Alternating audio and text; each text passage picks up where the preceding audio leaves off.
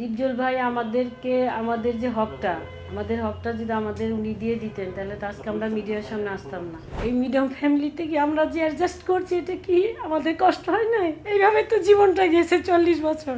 সম্পত্তি আলাদা, কিন্তু ভাই বোনের তো একটা সম্পর্ক আছে। যা বোন আসো, আজকে আমরা সবাই একসাথে বসি। মন চায় না যে আমার ভাই আমার একটা ফোন নেই, আমার খবরটা নেই, কি আমার এটাইকে নিয়ে দুইটা কথা বলুক। তারপরও কারোর কাছে কিছু বলি না, লজ্জায় তো আর পেট চলে না। আমি 22 বছর ভাড়া ছিলাম। উনি ওনার নিজের চিন্তা করে, কিন্তু আমাদের চিন্তা তো উনি কোনো দিনই করলো না। উনি পারতো এই সমস্যাটা সমাধান করতে, কিন্তু উনি করে নাই। নিজে কিভাবে প্রতিষ্ঠিত হবে, নিজের কিভাবে নাম হবে, যশ হবে, সে ওই দিকেই খেয়াল রাখে।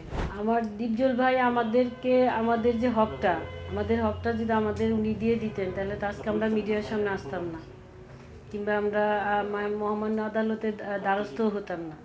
যেহেতু দেয়নি উনি, এর জন্য আমাদের আশা।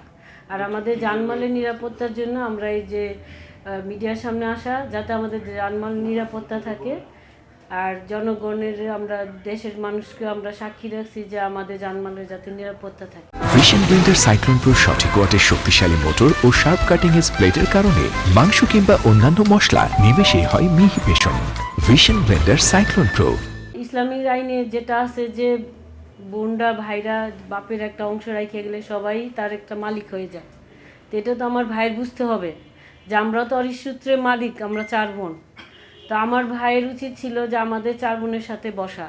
আমার বাবা আজকে 40 বছর ধরে মারা গেছে। আমার ভাই আমাদের সাথে 2-3 বার বসছে, কিন্তু উনি দিচ্ছি বলে এইভাবেই চলে যায়। তো 40 বছর আর কত অপেক্ষা করব? আমার বয়স এই যে 56 বছর বয়স, আমার এই বোনের 53, আমার আরেক বোনের 60 বছর, আরেক বোনের 50। তা আমরা তো এখন মৃত্যুর পথে না, বাঁচবই কয়কাল। তাই না আমার বোনে, আমরা তো ভাইরে অনেক বলছি যে আমাদের একদিক দিয়ে একটু চাপায় দেন, আমাদের তো চলার ক্ষমতা লাগবে, আমাদের তো চলতে হবে। ভাই তো আমাদের দিকটা দেখলো না, চিন্তাও করলো না। ভাইয়ের দিকটাই দেখতেছে। ভাইয়ের নিজে কিভাবে প্রতিষ্ঠিত হবে, নিজের কিভাবে নাম হবে, যশ হবে, সে ওই দিকেই খেয়াল রাখে। তা আমাদেরও তো চলার ক্ষমতা লাগবে। আমার তো অরিসূত্রে আমরা মালিক। আর আমার বাবা যা রেখে গেছে সব আমাদের তো বুঝিয়ে দেওয়া উচিত ওনার, কারণ আমরা ওনাকেই মানে। আমার আরও 2 ভাই আছে, কিন্তু আমরা সবাই মিলে আমরা এই ভাইকেই মূল্যায়ন করি, এই ভাইকেই মানে, আমার ভাইরাও মানে। উনি পারতো এই সমস্যাটা সমাধান করতে, কিন্তু উনি করে নাই। উনি ওনার ছেলে মেয়ের চিন্তা করে, ছেলেমেয়েরা প্রতিষ্ঠিত হোক। উনি ওনার নিজের চিন্তা করে, কিন্তু আমাদের চিন্তা তো উনি কোনো দিনই করলো না। উনি তো কোনো দিন এই চিন্তাটা করে নাই যে আমার এই বোনগুলা যে আমাদের 4 বোনই মিডিয়াম ফ্যামিলিতে বিয়ে হয়েছে।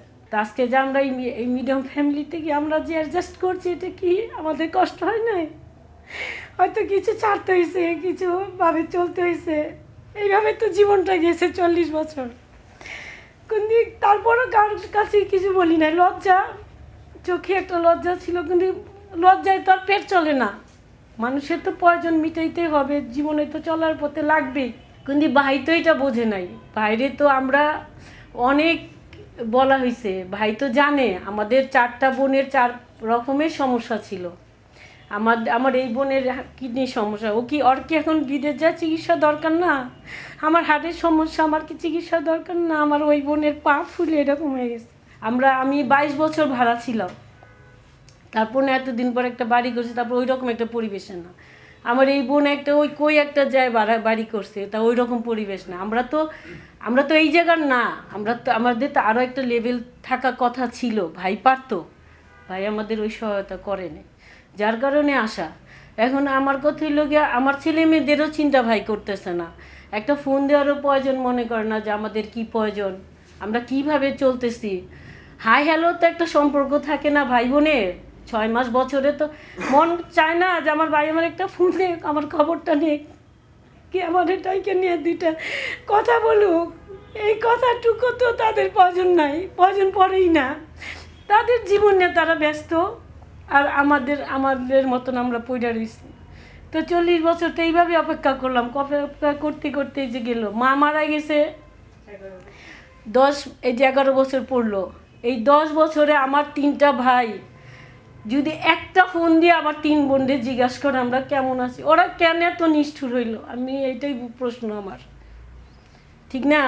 সম্পত্তি আলাদা, কিন্তু ভাই বোনের তো একটা সম্পর্ক আছে, যে বোন আসো আজকে আমরা সবাই একসাথে বসি। আমরা তো একসাথেই 7টা ভাই বোন বড় হয়েছি। আসো একসাথে বসি, দুইটা গল্প করি, কথা বলি, চলো একটু খাই, আজকে তোমার বাসায় আসতে হচ্ছি, তুমি রান্না বান্না করো। এইটাই তো ভাই বোনের সম্পর্ক। তারপর না টাকা পয়সা, তারপর না আমার জীবন। এইটুকুই আশা করছিলাম যে ভাইরা যদি একটুকু আদর দিত, একটুকুও ভালোবাসতো, আমি তারপরও আসতাম না। এটুকুও পাই নেই। ভাইজি বাইপুত আছে, ফুপি করে ডাক দেওয়ারও তাদের প্রয়োজন নাই, সময় নাই, তারা আমাদের চিনেই না। যে একটা ফুপি তার সামনে গেছে, সে একটা সালাম দিবে কিংবা দুইটা কথা বলবে, ওই শ্রদ্ধাবোধটাও তাদের ভিতরে নাই, কারণ মা বাবা শিখায় নাই। আমার ভাইয়ের বউরা তাদের জীবন নিয়ে ব্যস্ত। তাদের সমস্যা হইলে তারা ঠিকই বিদেশ চিকিৎসা করতেছে, তাদের সমস্যা হইতেছে তারা ঠিকই লাক্সারিভাবে তাদের যে তারা পরিপূর্ণই করতেছে, মানে আমরাই বঞ্চিত।